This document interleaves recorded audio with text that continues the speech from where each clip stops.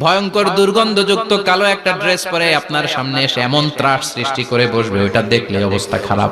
চিৎকার দিয়ে ধমকাবে আর বলবে, ইয়া আইয়াতুহান নাফসুল খাবিসা, হে পাপাত্তা বেরোয়া ইলা গাদাবিল্লাহ, আল্লাহর ক্ষোভ, আল্লাহর রাগের দিকে তুই বের হয়ে আয়। মুমিনের আত্মাটা যেমনি স্মুথলি বের হয়ে এসেছে, কাফেরের আত্মাটা বলার সাথে সাথে বেরোতে চাইবে না। আত্মাটা একবার ডানে দৌড়, একবার বায়ে দৌড়, একবার সামনে দৌড়, আর একবার পিছনে দৌড়। এবার মালাকুল মাউত আরো হিংস্র হয়ে যাবে, পা থেকে টান মেরে সারা দেহ থেকে খিচুনি দিয়ে পুরো দেহটারে চাপতে চাপতে জীবিত একটা ছাগলের চামড়া জীবিত অবস্থায় তার দেহ থেকে উল্টো দিকে টেনে টেনে বের করলে যেমন কষ্ট হয়, একজন কাফেরের রুহু দেহ থেকে টেনে হিচড়ে মালাকুল মাউত বের করে ফেলবে। এজন্য আল্লাহর কাছে আমরা চাই, ঈমানের পথে অবিচল থেকে আমার মরণ যেন হয়। প্রতিদিন পড়বেন এটা দোয়া, ঈমানের পথে থেকে যেন আমাদের মৃত্যু হয়। পড়েন আমিন। মালাকুল মাউত এই দৃশ্যগুলো নিজেই ঘটিয়েছে, তার জানা আছে মৃত্যুর কত কষ্ট। আল্লাহ বলবেন মর, বলার সাথে সাথে কাঁপুনি ছুটে যাবে। আল্লাহ বলবেন কেঁপে লাভ নাই, মর, মরতে হবেই, কারণ কুল্লু নাফসিন, everyone has to take the test of death. সবাইকে মৃত্যু নিতে হবে, গ্রহণ করতে হবে স্বাদ। The most certain thing in our life is death, but the most uncertain thing in our life is the time of death. আমাদের জীবনের সবচাইতে সুনিশ্চিত বিষয় হচ্ছে যে আমরা মরব, এটা আমরা সবাই জানি না, কিন্তু সবচাইতে অনিশ্চিত বিষয় হচ্ছে যে আমরা কখন মরব, এটা আমরা কেউ জানি না। জানি মালাকুল মাউত কাঁপতে থাকবে। আল্লাহ বলবেন জান্নাত এবং জাহান্নামের মাঝ বরাবর একটা জায়গা আছে, আল আরাফ, ওইখানে দাঁড়া। ওইখানে দাঁড়িয়ে মালাকুল মাউত বিকট একটা চিৎকার দিয়ে সারা পৃথিবীর মানুষগুলো, ফেরেশতাগুলো যেমনি দুনিয়া থেকে বিদায় হয়েছে, মালাকুল মাউত তখন বিদায় হয়ে যাবে। সেদিন বিকট একটা চিৎকার মেরে তিনি বিদায় হবেন। বিশ্বনবী বলেন মালাকুল মাউতের মরণের সময় সেই চিৎকারটা ওই দিন এত ভয়ঙ্কর হবে, দুনিয়াতে যদি তখন মানুষ থাকতো, কিয়ামত ঘটানোর জন্য আলাদা করে ইসরাফিলের সিংগায় ফুৎকার দেওয়ার আর দরকার হতো না। মালাকুল মাউতের মরণের কষ্টের ওই চিৎকারের আওয়াজ শুনলে মানুষগুলো সব কানের পর্দা ফেটে জমিনের মধ্যে তখনই লাশ হয়ে পড়ে যেত। মালাকুল মাউত এখন আর নাই, ডানে বায়ে সামনে পেছনে কেউ নাই, একজন ছাড়া, তিনি কে? আল্লাহ তখন বলবেন ইয়া আরদু আইনা নাহারুকে, পৃথিবী তোর নদীগুলো কই, বিল্ডিং গুলো কই, রাজা বাদশা গুলো কই, পৃথিবীর নাজ নেয়ামত কই, ভোগের দুনিয়া আজকে কোথায়, অহংকার দাপট আর ক্ষমতার বড়াই আজকে কোথায়? লিমানিল মুলকুল ইয়াউম, who belongs the kingdom today, আজকে ক্ষমতা কার? চিল্লায় বলেন তো, সেদিন ক্ষমতা হবে কার? এখানে যেমনি একত্রিত হয়ে বসতে পেরেছে, জান্নাতেও যেন একসাথে এমনি থাকতে পারে। আল্লাহ তুমি তৌফিক দাও। আসেন আমরা আল্লাহর নামের তিনটা তাকবীর দেব।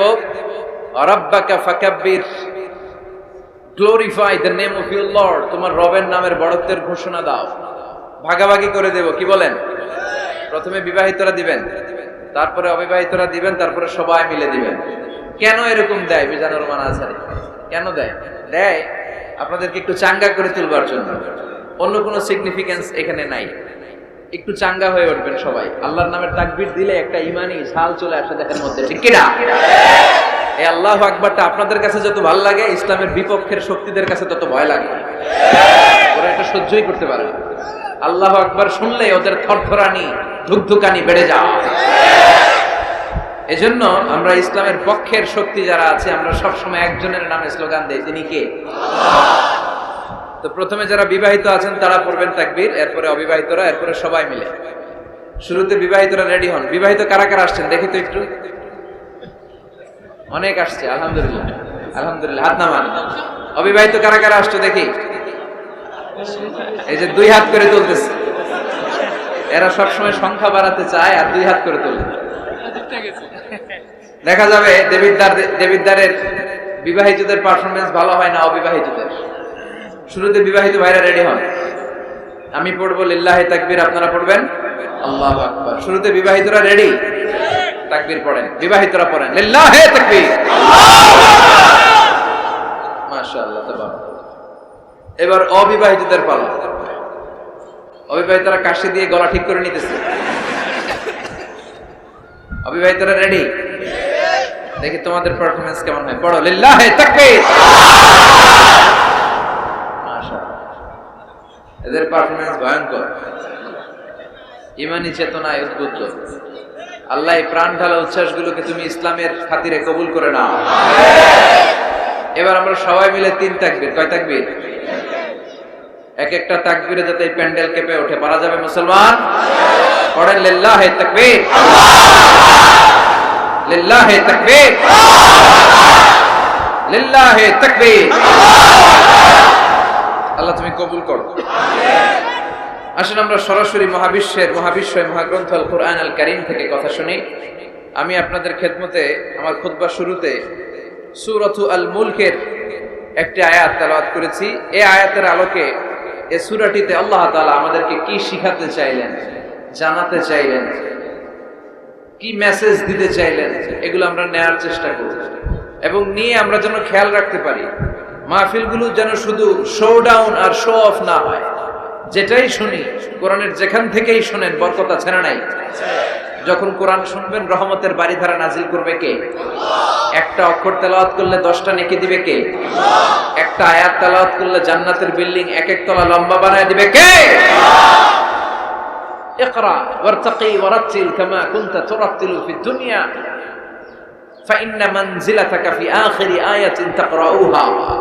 এক একটা আয়াত পড়ো আর জান্নাতের বিল্ডিং এক এক তলা করে লম্বা করো। পৃথিবীর সবচেয়ে বড় বিল্ডিং হচ্ছে বুর্জ আল খলিফা।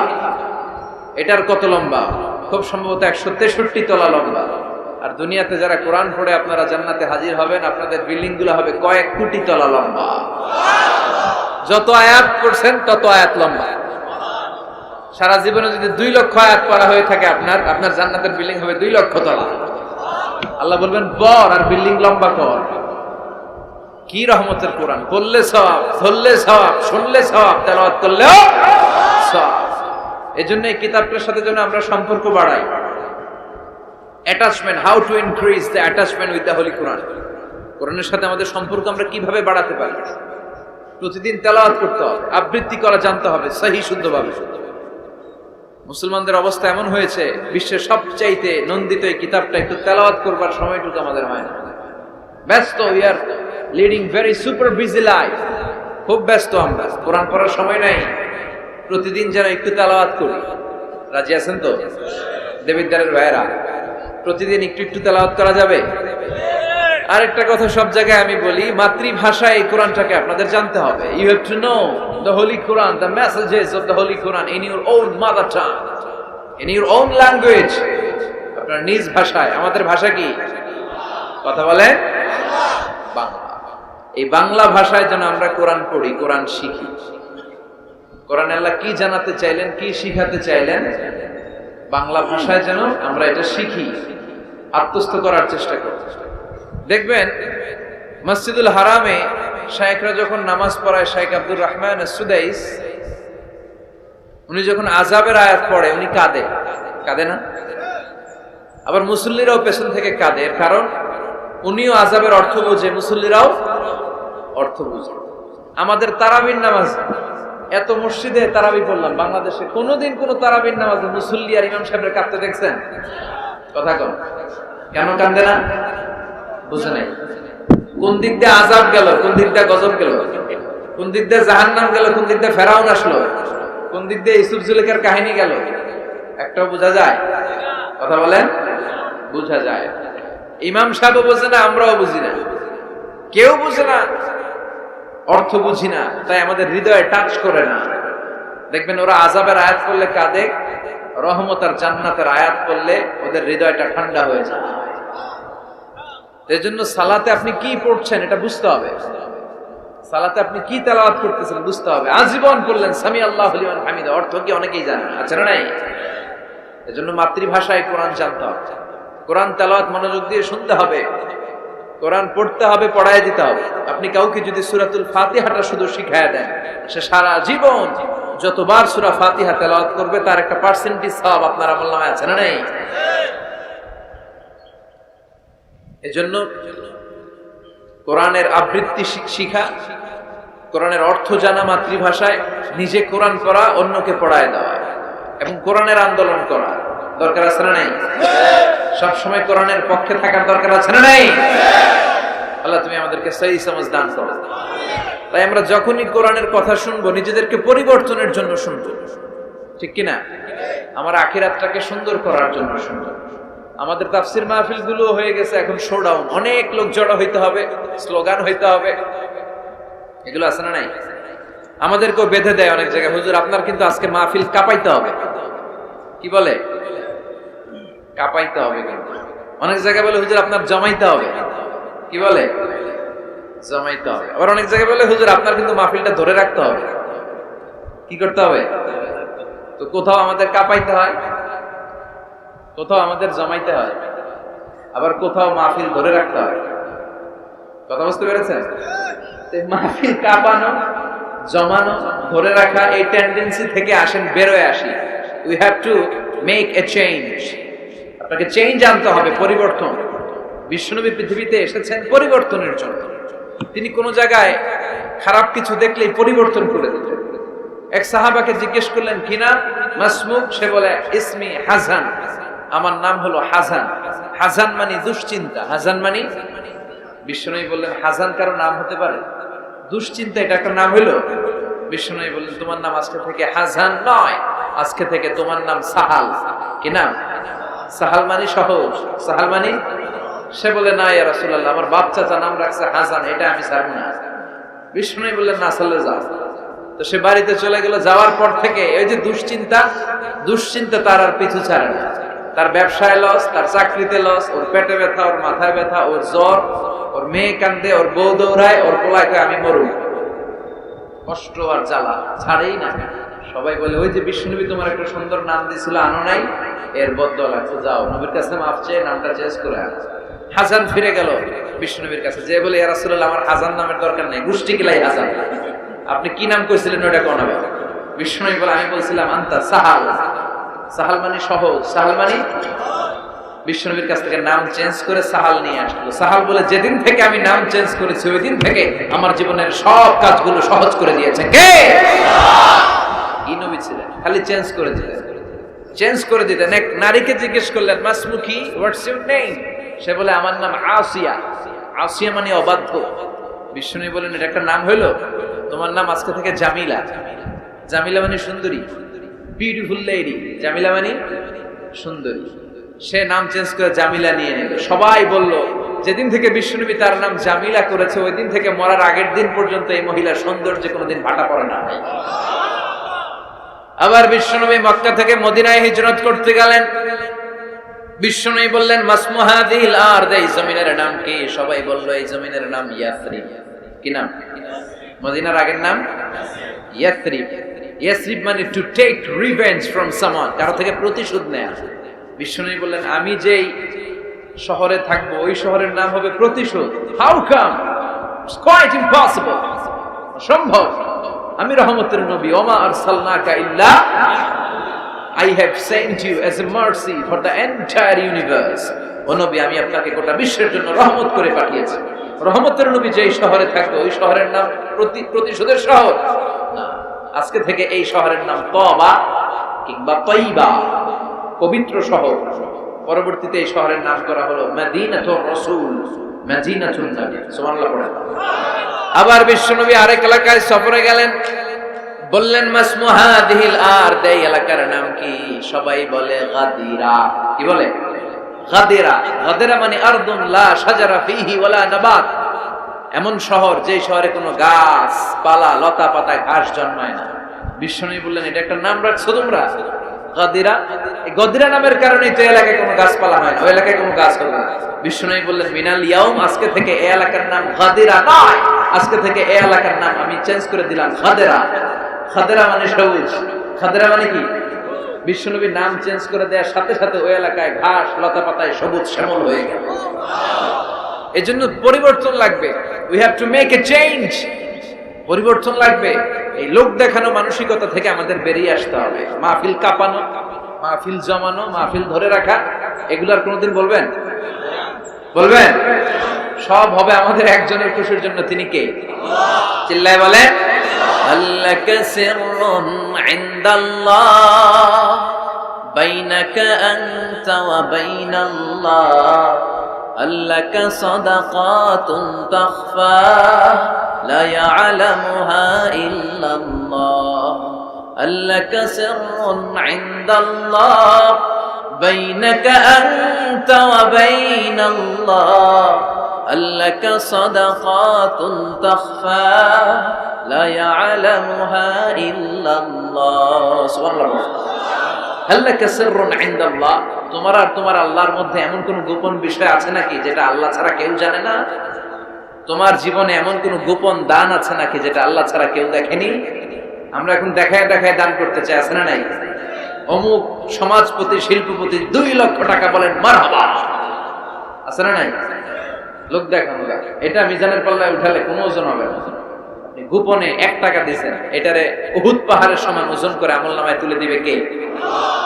এজন্য সবসময় খেয়াল রাখবেন যে একজনকে আমরা দেখাতে চাই, আমরা দেখাবো একজনকে, তিনি কে? মানুষকে দেখানোর জন্য কিছু করা যাবে?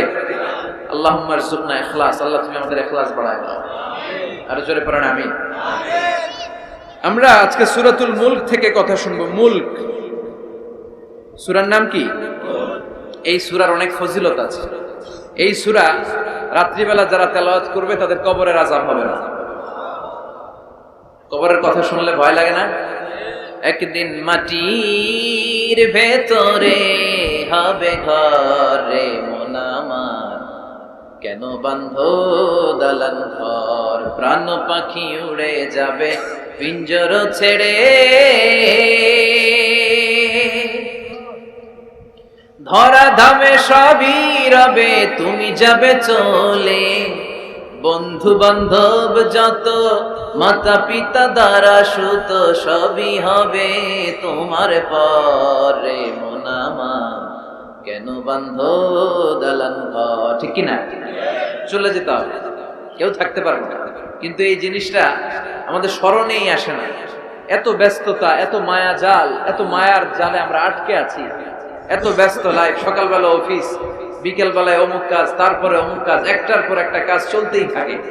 এই ব্যস্ততার কারণে আমাদের জীবনটা সুপার বিজি লাইফ আমরা লিড করছি, আমাদের জন্য সময়ই নেই, কিন্তু চলে যেতে হবে। এজন্য সাইয়েদনা ওমর ফারুক বলছেন, মুতু ক্বাবলা আন তামুতু, মরার আগে একবার মরো, হাসিবু ক্বাবলা আন তুহাসাবু আলাইকুম, তোমার হিসাব নেওয়ার আগে তুমি তোমার একবার হিসাব নাও। আমাদের প্রত্যেকের নিজের একটা হিসাব আছে না নাই? কথা বলেন। নিজে খাতা কলমের মধ্যে একটু লিস্ট করবেন যে আমি জীবনে এই ভালো কাজ করেছি, এই খারাপ কাজ করেছি, আসলে আমার অবস্থানটা কই হওয়া উচিত। নিজে খাটের মধ্যে একবার শটাং হয়ে মরার মতো শুয়ে থাকবেন, ভাববেন যে আমি মরে গেছি।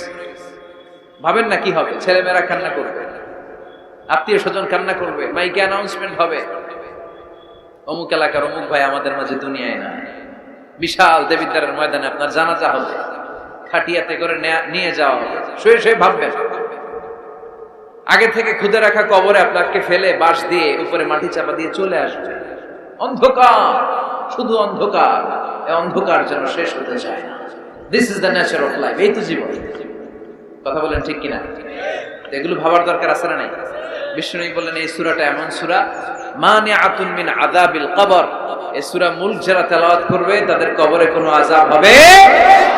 আজকে থেকে সূরাতুল মুলকের তেলাওয়াত করা যাবে? পারা যাবে? পারা যাবে? আসেন না নিজেদেরকে একটু পরিবর্তন করি, আসেন না নিজেদের আমলের ঝুলিতে আরো কিছু বাড়াই, নিজেদের আমলগুলোকে সুন্দর করি, নিজেদেরকে আরেকটু পরিচ্ছন্ন করি। প্রতিদিন রাতে সূরাতুল মুলক তেলাওয়াত করবেন ইনশাআল্লাহ। কইতে পারলেন না? 2 নম্বর ফজিলত শাফাআত লি সাহিবিহা। এই সূরা যারা তেলাওয়াত করবে, এই সূরা তেলাওয়াতকারীর জন্য আল্লাহর কাছে সুপারিশ করবে। 3 নম্বর ফজিলত খাসামাত আন সাহিবিহা। এই সূরাটা কিয়ামতের দিন এই সূরার তেলাওয়াতকারীর পক্ষে আল্লাহর সাথে তর্ক করবে, ডিবেট করবে। কতক্ষণ? হাত্তা আদখালাহুল্লাহুল জান্নাহ, যতক্ষণ না আল্লাহ তাআলা এই লোকটাকে জান্নাতি বলে ঘোষণা না দেয়। আল্লাহ যতক্ষণ অ্যানাউন্স করবে he is from paradise, he will enter the paradise, আমার এই বান্দা জান্নাতে ঢুকবে, এই সার্টিফিকেট দেওয়ার আগ পর্যন্ত এই সূরা সামনে দাঁড়ায় আল্লাহর সাথে তর্ক করতেই থাকবে। আবার বিশ্বনবী বলেন, মান ক্বারা বিহা ফি লাইলাতিন ফাকাদ আকসারা ওয়া আতাবা। রাত্রি বেলায় যেই ব্যক্তি এই সূরাটা তেলাওয়াত করবে তার রাত্রিটারে বরকতময় করে দিবে কে?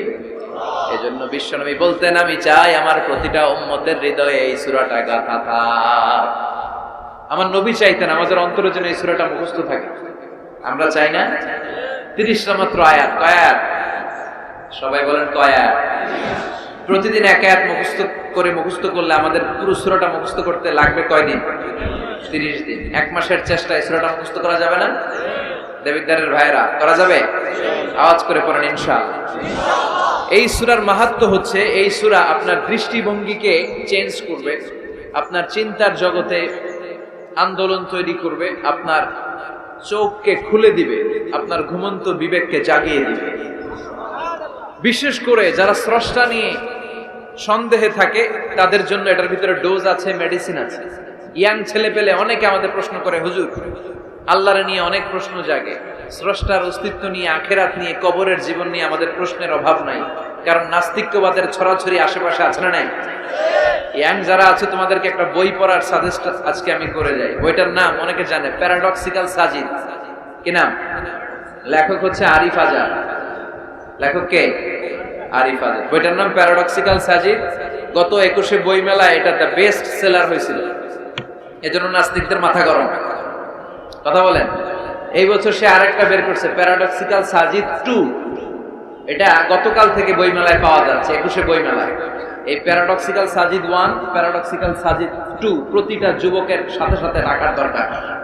ঠিক কিনা? It's an eye opener for you. এই সূরাটা আপনাদের জন্য আই ওপেনার, চোখ খুলে দিবে। একটু চিন্তা করলেই বুঝবেন যে নাস্তিকদের যুক্তিগুলো খুবই হালকা। ওরা স্রষ্টাকে মানতে চায় না, আল্লাহরে মানতে চায় না। এর কারণ ওরা বলে আনসিন ইজ নাথিং, যেটারে দেখি না ওইটা মানি না। নাউজুবিল্লাহ পড়বেন না? কিন্তু ওরা ওদের জীবনে অনেক কিছু দেখে না, ওরা মানে না। কথা কন। আচ্ছা, আপনি আপনার জীবনে সরাসরি চোখ দিয়ে আমেরিকা দেখছেন? কথা কয় না। তা আমেরিকা যে আছে মানেন না? যারা এখনো হজে যান নাই, যারা এখনো যান নাই, কাবা ঘর নিজ চোখে সরাসরি দেখছেন? টিভিতে না, টিভিতে তো সবাই দেখছে। সরাসরি কাবা ঘর দেখছেন? তো আপনি যে দেখেন নাই, আপনি সৌদি আরব যে আছে, কাবা ঘর যে আছে মানেন না? নাস্তিকরা বাতাস খালি চোখে দেখে না, দেখে, কিন্তু নাস্তিকরা বাতাস মানে না। Why do you believe on that? বাতাস মানুষ কেন? তোর দাদা, তোর বাবা কোনোদিন বাতাস দেখছে? তুই তোর চোখ দিয়ে কোনোদিন বাতাস দেখেছিস? Do you see the air in the atmosphere? উত্তরে বলবেন no. So why do you believe on that? বাতাস বিশ্বাস করো কেন? Do you see the migraine pain when someone feel in his head? কেউ যখন মাথা ব্যথা অনুভব করে বলে যে আমার মাথাটায় প্রচন্ড ব্যথা। ওর যে মাথা ব্যথা দেখা যায়? কথা বলেন। ভাইজানের মাথা ব্যথা প্রচন্ড দেখা যাচ্ছে? মাথা ব্যথা থাকলেও মাথার অবস্থা যা, না থাকলেও দেখা যায় না। So why do you believe on that? মাথা ব্যথা দেখা যায় না, তুই বিশ্বাস করস কেন? এগুলো কপাল পড়া, এগুলো হচ্ছে নাম্বার 1 হাদারা মুল্লুক্কা পাঠা। এদের দলিলগুলো একেবারে নড়বড়ে। কুফানগরীতে এক নাস্তিক ছিল, সে বলে বেড়াতো আমি আল্লাহরে দেখি না তাই মানি না। কুফানগরীর লোকজন বলে আমাদের এক ইমাম আছে নাম নু'মান ইবনে সাবিত, ওনার সাথে বসলে তুমি আল্লাহরে দেখতে পাবা। সে বলে যাই, তাহলে তোমাদের ইমামকে ডাকো। সাইয়েদনা ইমাম আবু হানিফা টাইম দিলেন, এই জুমার দিন, আজকে জুমার দিন না, এই জুমার নামাজের পরে ঠিক ভর দুপুরে 2টায় সবাই আমরা একত্রিত হব। নাস্তিকও আসবে, সাইয়েদনা ইমাম আবু হানিফাও আসবে। জুমার সালাতের ফেরে পরে লোকের বন্যা বয়ে গেল, বাঁধ ভাঙা জোয়ার, অনেক মানুষ। নাস্তিক এসেছে, লক্ষ লক্ষ লোক এসেছে, আসে নাই ইমাম আবু হানিফা। আসে না আধা ঘন্টা, 1 ঘন্টা, 2 ঘন্টা পরে আসছে। নাস্তিক বলে এই তোমাদের ইমাম, যার কোনো সময়ের জ্ঞানী নাই, এর সাথে কিসের তর্ক? সাইয়েদনা ইমাম আবু হানিফা বলে ইনদি উযর, আমার উযর আছে। কি উযর? সাইয়েদনা ইমাম আবু হানিফা বলেন আমি ঘর থেকে বের হয়ে আসার পথে একটা নদী পার হয়ে আসতে হয়। আজকে এসে দেখি নদীর মধ্যে কোনো মানুষ টানুষ নাই, নৌকা নাই, মাঝি নাই, কিচ্ছু নাই। তো হঠাৎ দেখলাম পাশে বিশাল বড় একটা গাছ, এই গাছটা এমনি এমনি 2 ভাগ হয়ে গেল।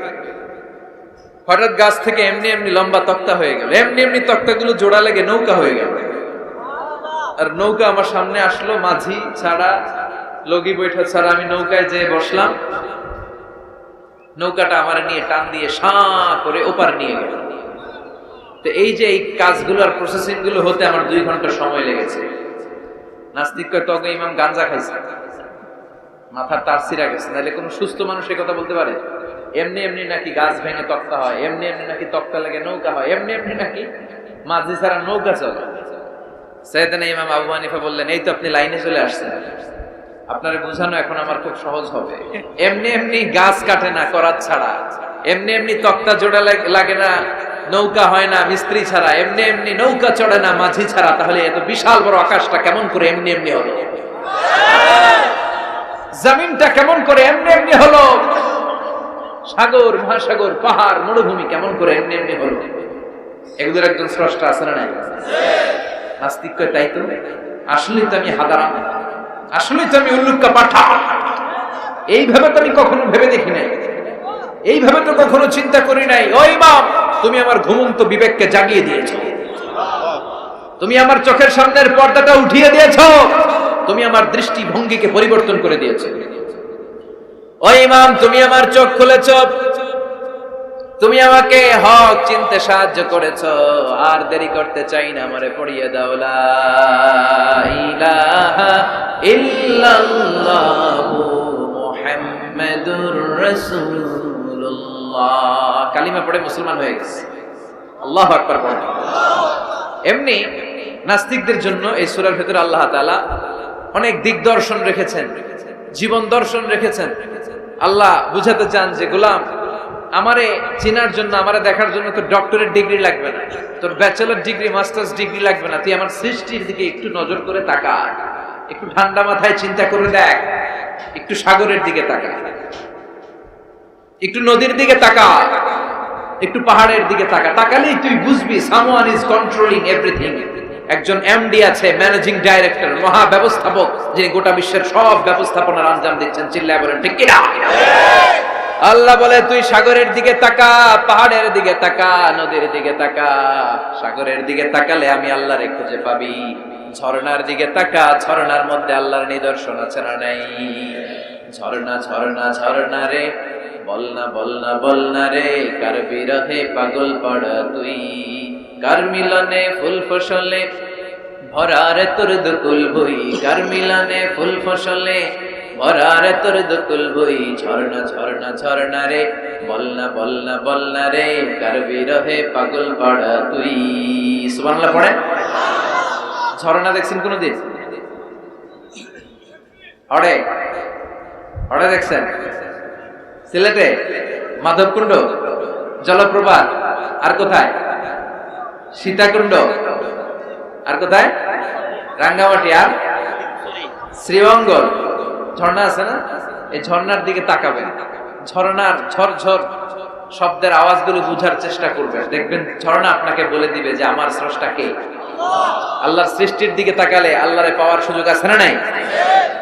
এই তথ্যগুলো, এই উপাত্তগুলো, এই মেসেজ আর ইনফরমেশন গুলো আল্লাহ তাআলা এই সূরার ভিতরে ভরে দিয়েছেন। শুনতে রাজি আছেন? আওয়াজ করে বলেন তো সূরার নাম। আরো জোরে সবাই বলেন কি নাম? মুলক। মুলক মানে কি? মুলক মানে রাজত্ব, মুলক মানে ক্ষমতা, মুলক মানে পাওয়ার, মুলক মানে কিংডম, মুলক মানে সভরেনিটি, মুলক মানে অথরিটি। অথরিটি কার? এজন্য রব্বুল আলামিন বলেন, তাবারাকাল্লাযী বিয়াদিহিল মুলকু ওয়া হুয়া আলা কুল্লি শাইইন কাদির। সুমহান সেই সত্তা যার হাতে ক্ষমতা, আর তিনি সকল কিছুই করতে ক্ষমতাবান, সবকিছুর উপর কর্তৃত্বশীল। চিল্লায় বলেন ঠিক কিনা? তাবারাকাল্লাযী, সুমহান তিনি, বিয়াদিহিল মুলক, যার হাতে ক্ষমতা। ক্ষমতা কার হাতে? নাকি প্রধানমন্ত্রীর হাতে, র্যাবের হাতে, পুলিশের হাতে, আমনেগো হাতে? আপনারা তো কোন ক্ষমতা সব আঙ্গ হাতে। সকল ক্ষমতার উৎস কে? সকল ক্ষমতার উৎস আল্লাহ। কিন্তু আমরা বলে থাকি সকল ক্ষমতার উৎস জনগণ। এটা যুক্তিতে টিকে না। কি ক্ষমতা আছে আমাদের? কি ক্ষমতা আছে? কোনো ক্ষমতা নাই। মানুষকে আল্লাহ তেমন কোনো ক্ষমতাই দেয়নি। যেটা দিছে এটার ক্ষমতা বলা যায় না। চিল্লায় বলেন ঠিক কিনা? আসল ক্ষমতার মালিক হলেন আল্লাহ। আমাদেরকে তো আল্লাহ দুর্বল করে বানিয়েছেন। ওয়া খালাকাল ইনসানু দাঈফা, আমাদেরকে দুর্বল করে তৈরি করেছে কে? শুধু আমরাই দুর্বল না, আমি দুর্বল, আমার বাপ দুর্বল, আমার দাদা দুর্বল, আমার 14 গোষ্ঠী দুর্বল। আমরা দুর্বলের ঘরের, চিল্লায় বলেন দুর্বলের ঘরের। সেই দুর্বলের ঘরের দুর্বল কয় আমরা সব ক্ষমতার উৎস। কি ক্ষমতা আছে আমার? আজকে মাহফিলের প্যান্ডেলের পেছন থেকে বলে, কেউ যদি বলে ওঠে হুজুর সাপ, কি বলে? শব্দ। আমি আমার নানা করে লয়ে দৌড় দিবে, এদিকে দৌড়া, চাচা আপন প্রাণ বাঁচা। সাপ কথাটা তো মজা করে বললাম, এত অনেকে খুঁজতেছে আসলে কি সাপ। আর আসলেই যদি একটা anaconda, C snake, black mamba, king cobra, Python এসে ফস ফস করে যদি প্যান্ডেলে যে একটা ঢুকতো, পাওয়া যেত কাউরে? কথা কথা। তো এই হচ্ছে আমাদের ক্ষমতা। সাপ বাদ দেন, বাবা ব্যাং চিনেন? চিনেন না? না, দেবিদ্দারে তো বাবা ব্যাং নাই। কি করে? খালি লাফায়। 10টা বাবা ব্যাং, 2টা এই স্টেজে, আর বাকি 8টা প্যান্ডেলে যদি ছেড়ে দেওয়া হয়, বাবা ব্যাং আর কি লাভ দিবে? এর চেয়ে বড় লাভ দিবেন আপনারা? বাবা ব্যাং এর চেয়ে বড় লাভ দিয়ে আমরা দৌড়াইতে শুরু করি। কত অসহায়, কত দুর্বল। বল্লা পোকা, মৌমাছি আমাদেরকে কামড় দিয়ে উড়াল দেয়, এটা ধরে যে মারমু এটাও পারি না। কুত্তা এম করে কামড়াইলে আমরা কুত্তারে কামড়াইতে পারি। কি অসহায়। পিঁপড়া কামড় দিলে আমরা কিছু করতে পারি না। কানের ভিতরে যদি কারো পিঁপড়া ঢুকে থাকে, বুঝবেন সে মজা লাগে। হ্যাঁ, বাঁচার কোনো সুযোগ নাই, কোনো ক্ষমতাই নাই। এরপরও আমরা বলি সব ক্ষমতার মালিক আমি। দেখবেন যাদের ডায়রিয়া হয় আর 5-7 বার টয়লেটে গেছে, এর চেহারার দিকে তাকানো যায় না। বৈশা গেছে, বৈশা যান।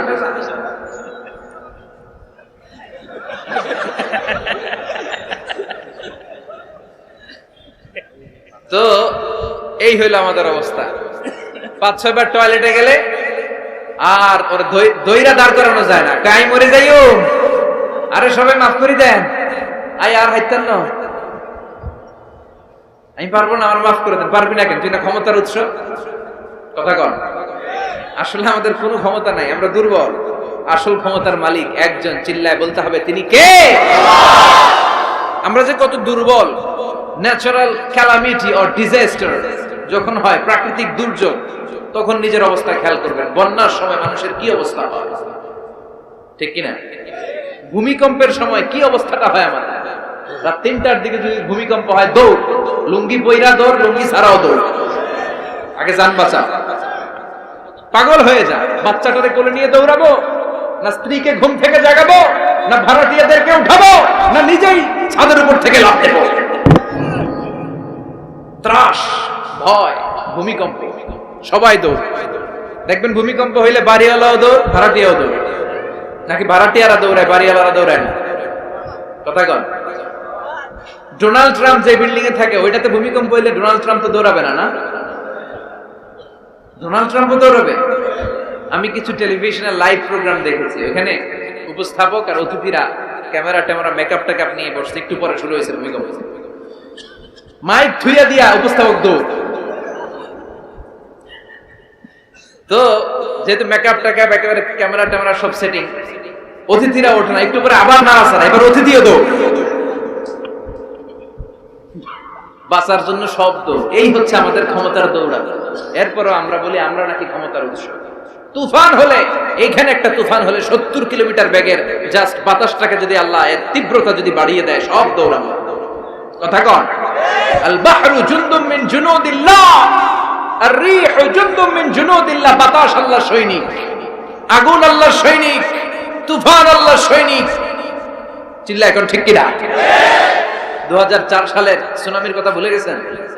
ইন্দোনেশিয়া একটা প্রদেশ আছে, বান্দা আছে, এক ধাক্কায় 3 লক্ষ সাগরের ভেতরে। জাপানের কান্টো শহরে 1 লক্ষ নয়, একটা ধাক্কায়, কয়েক সেকেন্ডের ব্যবধান। একটু আগে নাচানাচি করতেছিল, ধুম্মা চলে ধুম, একটু পরে সব হয়ে গেছে ধুম ধুম। একেবারে সাইজ করে ফেলছে কে? কোন ক্ষমতা নাই। ক্ষমতার মালিক কে? এজন্য রাব্বুল আলামিন বলেন, তাবারাকাল্লাযী বিয়াদিহিল মুলকু ওয়া হুয়া আলা কুল্লি শাইইন কাদির। সুবহান সেই সত্তা যার হাতে ক্ষমতা, ক্ষমতা কার হাতে? কক্সবাজারে দেখবেন একটা দ্বীপ আছে, একমাত্র দ্বীপ যেটাতে পাহাড় আছে, নাম মহেশখালী। ওইখানে বৌদ্ধদের স্বর্ণ মন্দির আছে। ওখানে তুফান টুফান শুরু হইলে বৌদ্ধরাও জিকির করা শুরু করে দেয় আল্লাহ। সুবহানাল্লাহ কইবেন না? তুফানে পড়লে দেখবেন হিন্দু বৌদ্ধ আস্তিক নাস্তিক সবাই জিকির করে একজনের, চিল্লায় বলেন তিনি কে? আমরা মাঝে মাঝে আমাদের প্রোগ্রাম স্কেডিউল এত টাইট থাকে, মাঝে মাঝে আমরা প্লেনে হেলিকপ্টারে এক জেলা থেকে আরেক জেলায় যাই বাধ্য হয়ে। সিলেটে প্রোগ্রাম, কক্সবাজারে প্রোগ্রাম, ওই অমুক জায়গায় প্রোগ্রাম, তো ফ্লাইট ধরা লাগে। তো আমরা আভ্যন্তরীণ ফ্লাইটে চড়ে চড়ে আমরা যাই। তো আমরা যখন যাই ওখানে কিছু এয়ার হোস্টেস থাকে বিমানের ভেতরে, এদেরকে বলে বিমানবালা। খুব সুন্দরী স্মার্ট নারীদেরকে তারা রিক্রুট করে, নিয়োগ দেয়। এদের যদি 3-4টা সন্তান হয়ে যায় এদেরকে আবার চাকরিতে রাখে। সৌন্দর্যটাই যাদের পুঁজি। তারা লিপস্টিক মেখে, পারফিউম মেখে, মেকআপ করে, ভেরি বিউটিফুল লেডি। ওরা আসে, এসে আমাদেরকে খাবার টাবার দেয়, ইনস্ট্রাকশন দেয়। তো বিমানটা, আভ্যন্তরীণ বিমানগুলো বাংলাদেশের ভেতরে যেগুলো চলে এগুলো 14 থেকে 15,000 ফিট উপরে ওঠে। বিমানটা প্রথমে রানওয়েতে ট্যাক্সি করে, মানে বিমান যখন মাটিতে চলে এটাকে বলে ট্যাক্সি। কি বলে? ট্যাক্সি ছেড়ে যখন উপরে ওঠে এটারে বলে টেক অফ। কি বলে? এটা যখন বিমানটা যখন টেক অফ করবে তখন দেখলাম এই এয়ার হোস্টেস গুলো, যেগুলোর পর্দা নাই, হেজাব নাই, শালীনতা নাই, মাইক্রোফোন হাতে নিয়ে ঘোষণা দিচ্ছে, ভদ্র মহিলা এবং ভদ্র মহোদয়গণ, আপনারা আপনাদের সিট বেল্ট গুলো বেঁধে নিন। এখনই আমাদের উড়োজাহাজটি শাহজালাল আন্তর্জাতিক বিমানবন্দর থেকে শাহ আমানত বিমানবন্দরের উদ্দেশ্যে 15,000 ফিট দিয়ে উড়ে যাবে। এরপরে পড়তে শুরু করে আল্লাহু আকবার, আল্লাহু আকবার, আল্লাহু আকবার। তো আমি উল্টা ঘুরে তাকাইলাম, কি রে এই মাইয়া আল্লাহু আকবার কয় কেন? ঘুরে দেখি হাতের মধ্যে এরকম কাগজ। এই কাগজ থেকে দেখে দেখে পড়তেছে, উচ্চারণ কিন্তু আমগো মতো না, পড়তেছে আল্লাহু আকবার, আল্লাহু আকবার, আল্লাহু আকবার, সুবহানাল্লাযী সাখখারা লানা হাযা। পুরো দোয়াটাই পড়ছে, ওমা কুন্না লাহু মুকরিনিন ওয়া ইন্না ইলা রাব্বিনা লামুনকালিবুন। তো আমি হিসাব মিলালাম, ঘটনা কি? লিপস্টিক, মেকআপ, সুটেড, বুটেড, পারফিউম মাখা, হিপ হপ স্টাইলের মেয়ে, এরা আল্লাহু আকবার পড়ে কেন? তখনই খেয়াল করে দেখলাম যে বিমানটা এখন ছাড়ছে, জমিন ছেড়ে দিয়ে 15,000 ফিট উপরে যাচ্ছে। ওরা খুব ভালো করেই টের পায় এই 15,000 ফিট উপরে যখন বিমান থাকবে ওরে বাঁচানোর কেউ না, ওকে রক্ষা করার কেউ নাই, তখন ওর কোনো পাওয়ার নাই, কোনো ক্ষমতা নাই। চিল্লায় বলেন ঠিক কিনা? এখন কোনো সিকিউরিটি নাই। আহা, কি দুর্বল মানুষ। বিমান বাঁকা হয়ে গেলে সবাই চিল্লায় বাঁচাও। যদি জিজ্ঞেস করেন কে বাঁচাবে, বলবে হুজুর আপনি বাঁচান। আছে না নাই? দুর্বল। আসল ক্ষমতার মালিক হলো একজন, চিৎকার করে বলতে হবে তিনি কে?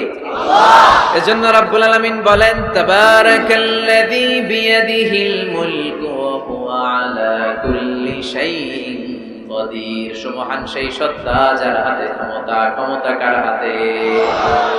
আমাদেরকে আল্লাহ ক্ষমতা দিয়েছেন, ঠিক, এটা সাময়িক, লিমিটেড, তবে আনলিমিটেড ক্ষমতার মালিক কে? এই যে আমাদের মাননীয় প্রধানমন্ত্রী শেখ হাসিনা নতুন টার্মের জন্য আসছে না? কয় বছর? 5 বছর। কোন দেশে আসে 10 বছর, কোন দেশে 15 বছর। তো এই যে আল্লাহ ক্ষমতার চেয়ারে বসে, আল্লাহ আসছে কয় বছরের মেয়াদ? কথা বলেন। 50 বছর, 100? হ্যাঁ, কয়দিন থাকবে উনি? আজীবন। রব্বুল আলামিন বলেন হুয়াল আউয়াল ওয়াল আখির ওয়াল যাহির ওয়াল বাতিন ওয়া হুয়া বিকুল্লি শাইইন আলিম। আল্লাহ বলে আমি প্রথম, আমার আগে কেউ নাই। ঠিক কি না? ওয়াল আউয়াল ওয়াল আখির, আমি শেষ, আমার পরে কেউ নাই। আমি প্রকাশ্য, আমি গোপন, সূচনাহীন, অতীতকাল থেকে আমি আল্লাহ ক্ষমতার চেয়ারে বসা, সীমাহীন, ভবিষ্যৎহীন, শেষহীন, ভবিষ্যৎ পর্যন্ত ক্ষমতার চেয়ারে বসে থাকবে কে? আল্লাহ বললেন আমি প্রথম, আমি শেষ। প্রথমে কে? চিল্লায় বলেন, প্রথমে কে?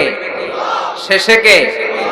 প্রথমে আল্লাহ আল্লাহ, শেষেও আল্লাহ আল্লাহ, আকাশে আল্লাহ আল্লাহ, জমিনে আল্লাহ আল্লাহ। সবাই পড়েন, প্রথমে আল্লাহ আল্লাহ, শেষেও আল্লাহ আল্লাহ, আকাশে আল্লাহ আল্লাহ, জমিনে আল্লাহ আল্লাহ। নিখিল জাহান গায় গুণগান, তার নামে গায় আমরাও গাই তাআলা, হামদে বারি তাআলা, হামদে বারি তাআলা, হামদে বারি তাআলা। সুবহানাল্লাহ পড়ো। তিনি প্রথম, তিনি শেষ, তিনি চিরকাল ক্ষমতার চেয়ারে বসে থাকবেন। চিল্লায় বলেন ঠিক কিনা? আবার পৃথিবীতে অনেক দেশে দেখবেন ডেমোক্রেটিক সিস্টেমে ক্ষমতায় আসে, মানে ভোটে জিতে, যেমন আমাদের দেশে। তো আল্লাহ তো ভোটে জিতে আসছে না? আল্লাহ ভোটে জিতে আসছে? অনেক দেশে মোনার্কি সিস্টেম, মানে রাজতন্ত্র, রাজার পোলা রাজা, আল্লাহর বাপ ছিল রাজা, এই জন্য আল্লাহ রাজা, এরকম? আল্লাহ চিরকাল আজীবনের মেয়াদ নিয়ে তিনি ক্ষমতার চেয়ারে বসা। চিৎকার করে বলেন ঠিক কিনা? আবার পৃথিবীর অনেক দেশে দেখা যায় আন্দোলন করে সরকারকে ক্ষমতার চেয়ার থেকে নামানো যায় কি যায় না? পৃথিবীতে এরকম হয়েছে না অনেক জায়গায়? আন্দোলনের ঠেলায় সরকার কয় আমি নাই। আবার মাঝে মাঝে মিলিটারি কু হয়, সেনা বিদ্রোহ, জানেন না আপনারা? তা আমরা পৃথিবীর 700 কোটি মানুষ সবাই মিলে যদি আল্লাহর বিরুদ্ধে আন্দোলনে নেমে যায়, তাইলেই তো আল্লাহর ক্ষমতা শেষ যাবে না? 700 কোটি মানুষ মিলে পারা যাবে না। আচ্ছা, জিন জাতি যদি বলে ও মানুষেরা তোদের সাথে আমরাও আছি, মানুষ জিন ভাই ভাই, আল্লাহর আর রক্ষা নেই, আল্লাহর গদি শেষ। আচ্ছা, ফেরেশতারাও যদি বলে ও মানুষ ও জিনেরা তোগুলোকে আমরাও আছি, 3 দলীয় মহাজোট, আল্লাহর চেয়ার উল্টে যাবে নাকি? কথা বলেন। আল্লাহ বলেন ওয়ালাম ইয়াকুল্লাহু শারীকুন ফিল মুলক, আমার ক্ষমতায় কোনো পার্টনার নাই। কুলিল্লাহুম্মা মালিকাল মুলক, আমি ক্ষমতার মালিক, এই ক্ষমতা কেউ ছিনায় নিতে পারবে না। গোটা বিশ্বের সবাই মিলে যদি আমার বিরুদ্ধে আন্দোলন করিস, আমার ক্ষমতার 1 ইঞ্চিও কমবে না। চিল্লায় বলেন ঠিক কি না?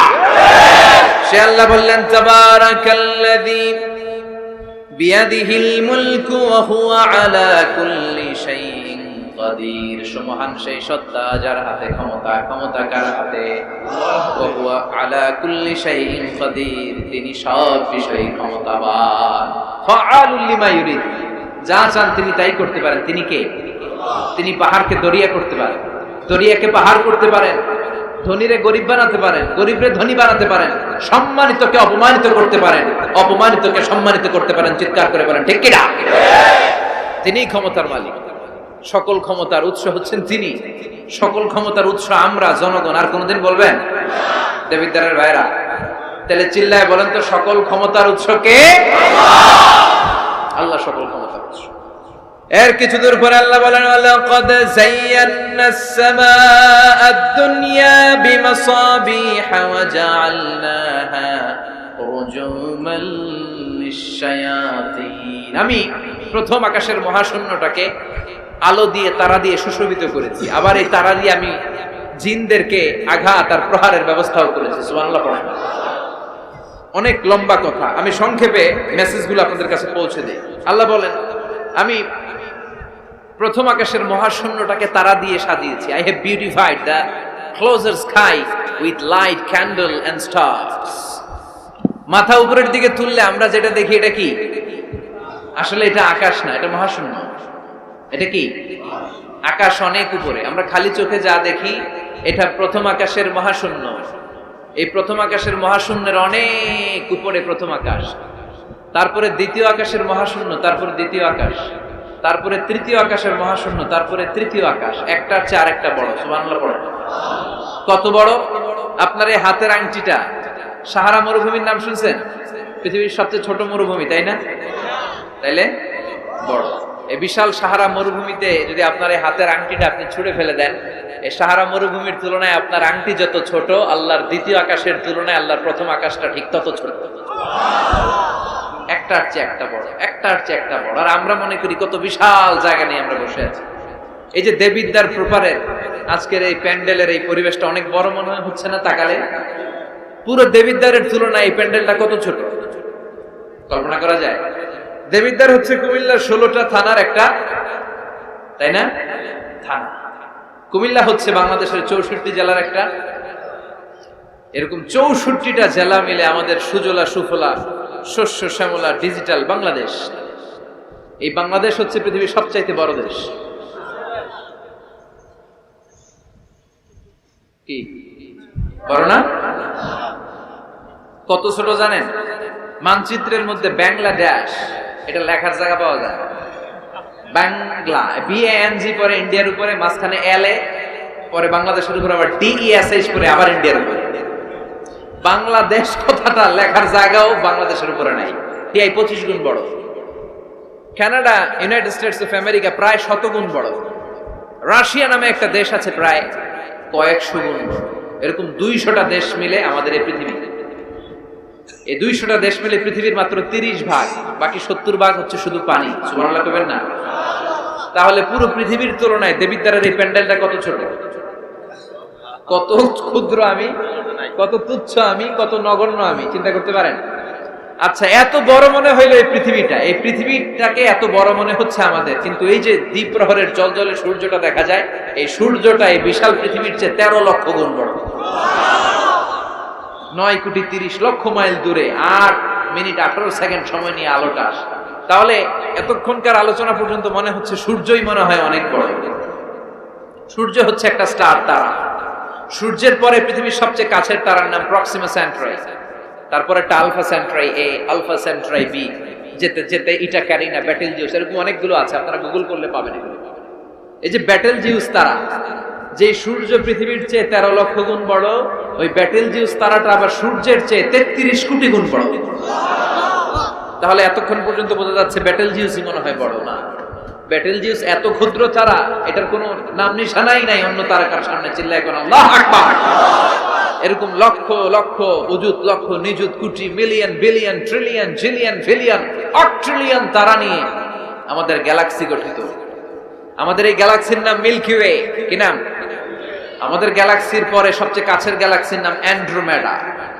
আমাদের গ্যালাক্সি থেকে অ্যান্ড্রোমেডায় পৌঁছতে আলোর গতিতে কেউ যদি পৌঁছতে চায় তাহলে 2.5 মিলিয়ন লাইট ইয়ার সময় লেগে যাবে। 2.5 million light year. Light year মানে আলোকবর্ষ। আলোকবর্ষ বললাম এজন্য, মানে আলোর গতিতে যদি আপনি ছোটেন। এই পৃথিবীতে আবিষ্কৃত সবচেয়ে দ্রুত গতি সম্পন্ন যে উপাদানটা পাওয়া গিয়েছে সেটার নাম লাইট, মানে আলো।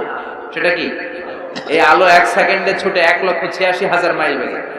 সুবহানাল্লাহ। বাড়িতে গিয়া 1 সেকেন্ডে 1 লক্ষ, 1 ঘন্টায় না কিন্তু, 1 মিনিটেও না, আরে 1 সেকেন্ড কই দিতে 2 সেকেন্ড লাগে। কথা কন। সেই 1 সেকেন্ডে নাকি আলো ছুটলে 1,86,000 মাইল চলে যায়।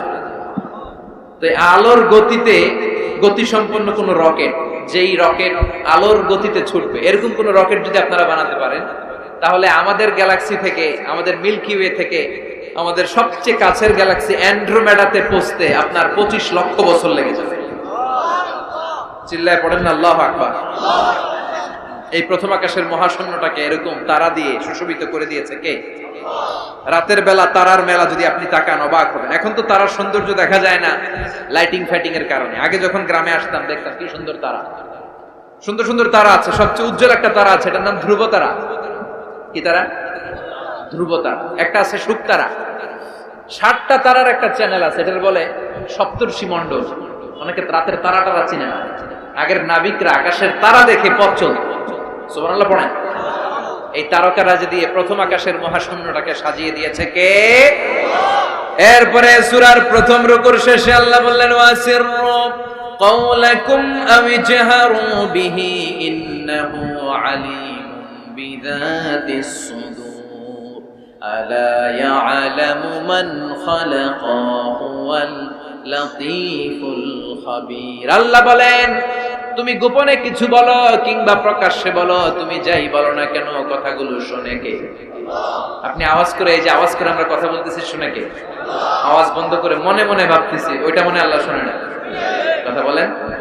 7 আকাশের উপরে আল্লাহর আরশ, ওই আরশের উপরে আল্লাহর অবস্থান। 7 জমিনের নিচেও যদি কোনো পিঁপড়া নীরবে নিঃশব্দে হেঁটে যায়, আল্লাহ বলে এত উপর থেকে আমি ওই পিঁপড়ার হেঁটে চলার পায়ের আওয়াজটাও শুনতে পাই। কেউ যেটা শুনে না, শুনে কে?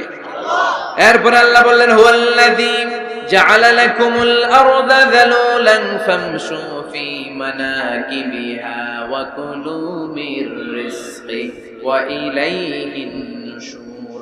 আল্লাহ বললেন, তিনি এমন সত্তা যিনি তোমাদের জন্য জমিনটারে সমতল বানিয়ে দিয়েছেন। জমিনের যেখান দিয়ে প্রয়োজন হেঁটে যাও আর রিজিক তালাশ করো, কিন্তু সবশেষে তার দিকে ফিরে যেতে হবে। ঠিক কি না? জমিনটারে সমতল করলো কে? আজকের এই প্যান্ডেলটা সমতল না? কথা কন না, উঁচা নিচা? আজকে এদিকে যদি উঁচা হইতো, এদিকে নিচা, এদিকে খাদ, এদিকে গর্ত, এদিকে আবার উঁচা, বুঝতে পারতেন? কি সমতল!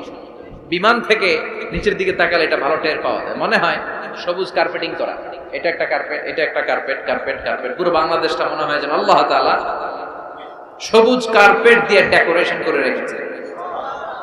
আল্লাহ বলে সবুজ কার্পেট দিয়ে ডেকোরেশন করেছি দেখে ভেবে নিও না তোমরা বেঁচে গেছো। নাফরমানি আর গাদ্দারি করলে সবুজ কার্পেটের ভিতরে আগুন আছে না নাই? কি মেকানিজম? উপরে কার্পেট, নিচে আগুন। কার্পেটের নিচে কি? আল্লাহ কোরআনে কসম কেটেছেন, ওয়াল বাহরিল মাসজুর, ফুটন্ত সাগরের পানির কসম। দুনিয়ার কোন সাগরের পানি গরম না, সব ঠান্ডা, কিন্তু আল্লাহ বললেন ফুটন্ত টকবকে সাগরের পানির কসম আমি খেলাম। অনেক গবেষণা হলো এই সাগরের পানি নিয়ে। আমেরিকান নেভাল একাডেমির এক চিফ ইঞ্জিনিয়ার উনি বললেন কোরআনে পাওয়া গেল টকবকে সাগরের পানির কসম, কিন্তু সাগরের পানি তো ঠান্ডা, এখানে গরম আসলো কোত্থেকে? আসলে আল্লাহ সাগরের নিচে যে গরম মজুদ রেখে দিয়েছেন ওইটার দিকে খেয়াল করে বলেছে। তো সে গবেষণা করতে চাইলো, দেখি সাগরের ভিতরে আগুন কই আছে। কোরআন যেহেতু বললো টকবকে সাগরের পানির কসম, আসলে কোনো আগুন টাগুন খুঁজে পাওয়া যায় কিনা।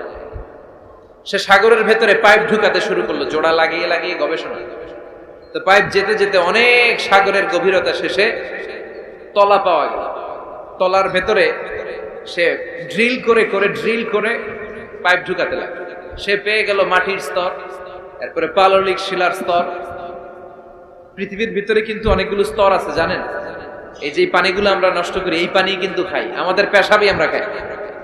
আমাদের এই প্রস্রাবও যদি পৃথিবীর 4-5টা স্তর শেষে নিচের দিকে চলে যায়, এটা মিনারেল ওয়াটারের মতো হয়ে যায়। এই 4-5টা স্তর মাটির ভেতরে রেখে দিয়েছে কে? পাললিক শিলা, রূপান্তরিত শিলা, আগ্নেয়গিরির শিলা। এরপরে যখন সে পাইপ ঢুকাতে শুরু করেছে, সে দেখতে পেল এই পাইপগুলো গলে গলে পানি হয়ে যায়। এত আগুন, এত গরম। সে তো অবাক, পৃথিবীর ভিতরে এত আগুন আসলো কোত্থেকে? তো এই আগুনের টেম্পারেচারটা কতটুকু পাওয়ারফুল এটা চেক করার দরকার আছে না নাই?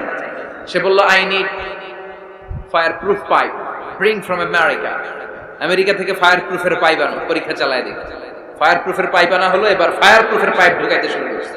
সাগর শেষে তলা, পাললিক শিলা, রূপান্তরিত শিলা, আগ্নেয়গিরির শিলা। ওই আগ্নেয়গিরির শিলার পরে যখন ফায়ার প্রুফের পাইপ ঢুকাতে শুরু করেছে, যেই পাইপে আগুন ধরে না, সে দেখতে পেল ফায়ার প্রুফের পাইপগুলো আগুনে গলে ধোঁয়া আর পানি হয়ে যায়। তাহলে এই সবুজ কার্পেটিং এর নিচে আগুন আছে না নাই? এই আগুন মজুদ করে রেখেছে কে?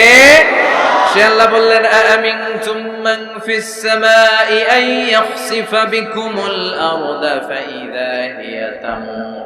তোমরা কি ভেবেছো নাকি সবুজ কার্পেটের উপরে আনন্দে নাচানাচি করবা, আনন্দে লাফালাফি করবা, কিন্তু এই জমিনটারে মুহূর্তের মধ্যে দোলা দিয়ে দিতে পারে কে? খাসাফ মানে হচ্ছে ল্যান্ডস্লাইড, মুহূর্তে ভূমিটা কেঁপে যেতে পারে, পুরো পৃথিবীটা ফাইদা হিয়া তামুর কেঁপে উঠবে, ট্রেম্বলিং, ভাইব্রেশন শুরু হয়ে যাবে, পুরো পৃথিবীটার কাঁপাকাঁপির চোটে তোমরা এটার উপর দাঁড়িয়েও থাকতে পারবে না। তার মানে নিচে, এই পৃথিবীর নিচে আযাব আর গজব, আগুন মজুদ করে রেখেছে কে? আবার আল্লাহ বলল, উপরের দিকে তাকাও, দেখবা মেঘমালায়, মেঘমালার উপরও আমি আল্লাহর আযাব আছে না নাই? আমিনতুম মান ফিস সামাই আন ইউরসিলা আলাইকুম হাসিবা ফাসাতা'লামুনা কাইফা নাযীর। আমি চাইলে উপর থেকে আইয়ুরসিলা আলাইকুম হাসিবা, হাসিবা মানে হচ্ছে পাথর বৃষ্টি, শিলা বৃষ্টি। দেবিদ্বারে তো কখনো শিলা বৃষ্টি হয় নাই না? কবে হয়েছে? এবছর হয়েছিল। শিলা বৃষ্টি হইলে দেখবেন যে ছাগল গরুর মাথায় পড়লে বড় বড় শিলা, ছাগল মরে যায়। মানুষের মাথায় পড়লে মানুষ মরে যায়, টিনের চাল ভেঙে যায়, বাড়িঘর ভেঙে সব শেষ। এরকম শিলা বৃষ্টি যদি হয় আমরা বাঁচবো। এসিড বৃষ্টি হলে, উল্কা বৃষ্টি হলে, আচ্ছা আলোচনা চলবে কটা বলুন? 4:30। আচ্ছা, উল্কা বৃষ্টি, পৃথিবীর সবচাইতে বড় সাইজের উল্কাটা পড়েছিল দক্ষিণ আফ্রিকার হোবা সিটিতে। ওটার ওজন ছিল 60 মেট্রিক টন। কয় মেট্রিক টন? কথা কন। আজকে এই প্যান্ডেলের উপরে যদি একটা পড়ে, দেবিদ্বার থানার উপরে যদি পড়ে, পুলিশ ফাঁড়ির উপরে যদি পড়ে, বঙ্গভবনের উপরে যদি পড়ে, ক্যান্টনমেন্টের উপরে যদি পড়ে, বাঁচাবে কে? Donald Trump. চিল্লায় বলেন, বাঁচাবে কে? তার মানে উপরেও আযাব, নিচেও আযাব, যে কোনো মুহূর্তে এই আযাব দিয়ে আমাদেরকে শেষ করে দিতে পারে কে? লূত আলাইহিস সালামের কওমের একটা বদখাসলাত ছিল হোমোসেক্সুয়ালিটি, সমকামিতা। আল্লাহ শাস্তি হিসেবে পুরো জমিনটারে উল্টিয়ে দিলেন। ফাজআলনা আলিয়াহা সাফিলাহা, আল্লাহ উল্টায়া ছেড়ে দিলেন, সব শেষ। ওইখানে এখন ডেড সি, আল বাহরুল মাইয়িত, মৃত সাগর, গজবের জায়গা। এই সাগরে কোনো কাকড়া নাই, চিংড়ি মাছ নাই, ব্যাঙ নাই, শ্যাওলা নাই, মাছ নাই, কিচ্ছু না। এরকম মুহূর্তের মধ্যে আযাব আর গজব দিয়ে আমাদেরকে শেষ করে দিতে পারে কে? শুধু বিশ্বনবীর দোয়ার বরকতে আমরা বেঁচে যাই। বিশ্বনবী দোয়াতে বলেছেন, আল্লাহ আমার আগের উম্মতদেরকে তুমি যেমনি আযাব দিয়ে গজব দিয়ে একবারে শেষ করে দিয়েছো, আমার গুনাহগার উম্মতদেরকে এইভাবে শেষ করে দিও না। বিশ্বনবীর দোয়ার বরকতে আমরা বেঁচে যাই। এরপর আল্লাহ বললেন, নাস্তিকরা কি মুক্ত বিহঙ্গের দিকে তাকায় না? বিহঙ্গ মানে পাখি, মুক্ত পাখির দিকে তাকায় না? পাখির দিকে তাকালে পাখির রব আল্লাহরে খুঁজে পাওয়া যায়, ঠিক কিনা? আওয়ালাম ইয়ারাউ ইলাত তায়রি ফাওকাহুম সাফাতিন ওয়া ইয়াকবিদনা মা ইউমসিকুহুন্না ইল্লার রাহমান ইন্নাহু বিকুল্লি শাইইন বাসীর। সুবহানাল্লাহ। পাখির দিকে নজর করলে পাখির রব আল্লাহরে খুঁজে পাওয়া যায়। আপনি পাখির দিকে তাকায় দেখেন কেমনে উড়ে, ওদেরকে শূন্যে ধরে রাখে কে? কথা বলেন না। মা ইউমসিকুহুন্না ইল্লার রাহমান, আল্লাহ ছাড়া কেউ পাখি ধরে রাখে না। এই পাখির আরবি হচ্ছে তয়ের। পাখির আরবি কি? বিমান আরবিও তয়ের। পাখি আরবি যা, বিমান আরবিও তা। এটার উপর গবেষণা করে বিমান আবিষ্কৃত হয়েছে। সুবহানাল্লাহ কইবেন না? কিন্তু আমরা করতে পারি নাই, করেছে আমেরিকান দুই ভাই। আমরা আছি ফতুয়াবাজি নিয়ে, কথা কন। আমরা আছি মারামারি নিয়ে, কার পিছনে কেমনে লেগে থাকা যায়, কারে কেমনে টাইনা নামানো যায়। একজন জিজ্ঞেস করতেছে, এত খেলা থাকতে হাডুডু বাংলাদেশের জাতীয় খেলা কেন? হাডুডু বাংলাদেশের জাতীয় খেলার নাম। তো আরেকজন উত্তরে বলতেছে, এর কারণ বাংলাদেশে কেউ উন্নতি করবে, ভালো কাজ করবে, এটা অন্যরা সহ্য করতে পারে না। উপরে উঠতে চাইলে ওরা ঠ্যাং ধরে নামাবে। এজন্য হাডুডু খেলা এই দেশের জাতীয় খেলা। হাডুডু খেলা দেখছেন? একটা সামনে যাইতে চাইলে সবাই কাবাডি কাবাডি কাবাডি কাবাডি, বইলাই ওর ঠ্যাং ধরে কি করে পিছনের দিকে নিয়ে আসলে সামনে যাইতে দিবেই না। তো এই হচ্ছে আমাদের স্বভাব। চিল্লায় বলে ঠিক কিনা? খালি ফতুয়াবাজি, ও খারাপ, ও খারাপ, ও কাফের, ও কাফের, ও 20 কারণে কাফের, তুই 40 কারণে কাফের। এই কাফের মারা গেলে যে কবর দেয়া হবে, কবরের উপর যে ঘাস উঠবে, ওই ঘাস যে গরু খাবে, ওই গরুর দুধ যে খাবে, ও কাফের। কথা বলেন। তো এই ফতুয়াবাজি নিয়ে থাকলে আমরা বিমান আবিষ্কার করবো কেমনে? Wilbur right or bill right, দুই ভাই। আওয়ালাম ইয়ারাউ ইলাত তায়রি ফাওকাহুম সাফাতিন ওয়া ইয়াকবিদনা। আল্লাহু আকবার। গবেষণা করে করে এই দুই ভাই বানিয়ে 1903 সালে। তবে এখনকার মতো এত উন্নত বিমান না। আপনারা আজকেই গুগল করবেন যে কিভাবে ইনভেনশন অফ এরোপ্লেন আবিষ্কার হলো কেমনে, দেখবেন যে দুই ভাই পাহাড়ের মধ্যে শুয়ে শুয়ে মাসের পর মাস পাখি নিয়ে গবেষণা করেছে। আমাদের গবেষণা করার সময়টাও নাই। অন্যদের পিছনে লেগে থাকলে গবেষণার সময় থাকবে? কথা কন। এই দল ওই দলের গালি দেয়, এই দল ওরা কয় তুই ভারতপন্থী, ওই দল এরা কয় তাহলে তুই পাকিস্তান বলতি। তো বাংলাদেশ পন্থী কেডা? কথা কন। আমরা সাধারণ জনগণ বাংলাদেশ পন্থী, চিল্লায় বলেন ঠিক কিনা? Wilbur right or will write, দুই ভাই বানায় ফেললো বিমান। 1903 সালে বিমান আবিষ্কার হয়ে গেল। আমেরিকা এক সুবিধা করতে পারে নাই, চলে গেল ফ্রান্স। এক শহর থেকে আরেক শহরে প্রথম বিমান নামালো। পাখা নাই, ঢাকনা নাই, গ্লাস নাই, ইঞ্জিন নাই, এমন ভাবে বিমানগুলো বানিয়েছে দেখলে হাসি পায়। কিন্তু সেই বিমান আবিষ্কারের পর থেকে এটাকে ইমপ্রুভ করতে করতে, ডেভেলপ করতে করতে আজকে তারা বানিয়ে ফেলেছে বোম সুপারসনিক। সার্চ করবেন বোম সুপারসনিক, সবচেয়ে দ্রুতগামী প্যাসেঞ্জার বিমান। কি নাম? Bomb supersonic. খুব দ্রুত চলে। এর আগে চলতো কনকর্ড, সবচেয়ে দ্রুত। তো বিমান আবিষ্কারের আগে পৃথিবীর সব দেশে ছিল শুধু সেনাবাহিনী আর নৌবাহিনী। যেহেতু এখন বিমান আবিষ্কার, এখন বিমান বাহিনী আছে না নাই? এখন উপর থেকে বোমা মারে। দ্বিতীয় বিশ্বযুদ্ধে আমেরিকা 2টা বোমা মেরেছিল জাপানের 2টা শহরে, হিরোশিমা আর নাগাসাকিতে। লিটল বয় আর ফ্যাটম্যান মেরে জাপানের ওই 2 শহর বিরান ভূমি বানিয়ে দিয়েছে। সবগুলো মানুষ শেষ। এবং প্রায় 100 বছর ওই শহর থেকে যত বাচ্চা কাচ্চা জন্মগ্রহণ করেছে পরবর্তীতে সবগুলো বিকলাঙ্গ। একটার হাত নাই, একটার পা নাই, একটার চোখ নাই, একটা কথাই নিতে পারে না। এখন ড্রোন হামলা হয়, মিসাইল হামলা হয়, আবার ইদানিং কালে আমরা স্যাটেলাইটও পাঠাই উপরে। আমাদের একটা স্যাটেলাইট আছে না নাই? বাঙ্গাবন্ধু স্যাটেলাইট চ্যানেল অফ বাংলাদেশ আছে না নাই? কিছুদিন আগে নিউজে শুনলাম এটা নাকি উধাও। এটা কি আছে না গেছে? হ্যাঁ, নিউজে আসছিল যে এটা নাকি উধাও হয়ে গেছে। এটা যেন না হারায়। অনেক টাকা, আমাদের গরিব মানুষ আমরা, এদেশের খেটে খাওয়া মানুষের টাকা দিয়ে এই স্যাটেলাইট চ্যানেলকে পাঠানো হয়েছে। এটা যেন আল্লাহ হেফাজতে রাখে, আমরা চিল্লায় পড়ি আমিন। তো এই সূরাটার শেষে আল্লাহ একটা প্রশ্ন করেছে আপনাদের সবাইকে। প্রশ্ন রেখে আল্লাহ শেষ করেছে। দেখেন একটার পর একটা মেসেজ। আল্লাহ বলে মুক্ত বিহঙ্গের দিকে তাকা, কিভাবে পাখিগুলো ডানা ঝাপটায়, এগুলো তাকালেই আপনি পাখির ভিতরে পাখির রব আল্লাহরে খুঁজে পাবেন, ঠিক কিনা? সব শেষে আল্লাহ বললেন, একটা প্রশ্ন দিয়ে আল্লাহ সূরাটা শেষ করলেন। আল্লাহ বললেন, কুল আরাআইতুম ইন আসবাহা মাউকুম গাওরান ফামান ইয়াতিকুম বিমাইন মাইন। বলো দেখি সবে, শুকাইয়া যদি যায় এই পৃথিবীর পানি, তাহলে হেথায় তটনির ধারা কে দিবে সবারে আনি। সুবহানাল্লাহ পড়েন। প্রশ্নটা রেখেছে কে? আল্লাহ বললেন, একদিন ঘুম থেকে উঠে দেখো টিউবওয়েলে পানি নাই, মোটর ছেড়েছো, ট্যাপ ঘুরাচ্ছ, পানি নাই, বাজারে মিনারেল ওয়াটার কিনতে গিয়েছো, পানি নাই, পানি দিবে কে? পানি সম্পদ মন্ত্রী, প্রধানমন্ত্রী, গোটা বিশ্বের সবাই মিলে এক ফোঁটা পানি বানাতে পারে? আবার আল্লাহ বললেন, সব জায়গায় যতটুকু পানির দরকার পানির ব্যবস্থা করে দিল কে? হাযা আযবুন ফুরাত ওয়া হাযা মিলহুন উজাত। একদিকে লোনা পানি আর একদিকে মিঠা পানি, আছে না নাই? মিঠা নদীর পানি, আল্লাহ তোমার মেহেরবানি। পড়েন সবাই, সুন্দর ফুল সুন্দর ফল, মিঠা নদীর পানি, আল্লাহ তোমার মেহেরবানি। সুবহানাল্লাহ পড়েন।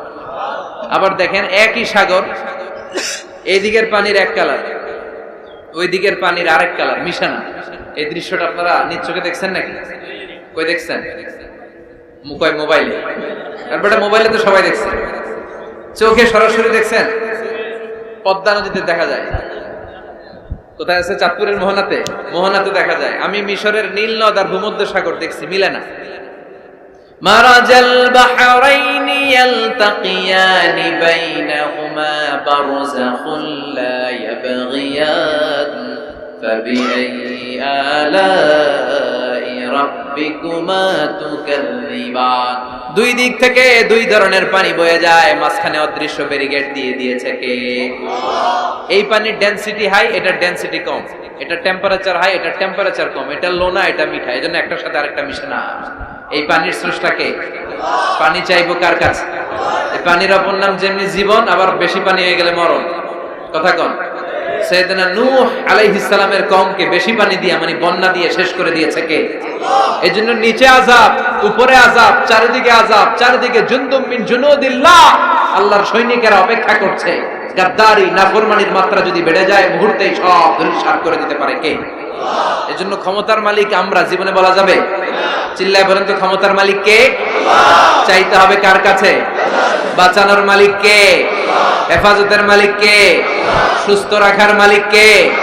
সফলতা দেওয়ার মালিক কে? আমরা সব সময়ের জন্য সে আল্লাহর কাছে চাইতে পারি, সে আল্লাহর কাছে হাত পাততে পারি, সে আল্লাহর কাছে ফরিয়াদ করতে পারি, আল্লাহ তুমি তৌফিক দাও। আরো জোরে পড়েন আমিন। এখনই নামাজ শুরু হবে, এখনই আসরের আজান হবে, আমরা জামাতে একসাথে নামাজ পড়বো। সবাই ভালো থাকবেন, সুস্থ থাকবেন, সুন্দর থাকবেন। আবার হয়তো দেখা হয়ে যাবে কোন তাফসীরুল কোরআনের ময়দানে। সুবহানাকাল্লাহুম্মা বিহামদিকা আশহাদু আল্লা ইলাহা ইল্লা আনতা।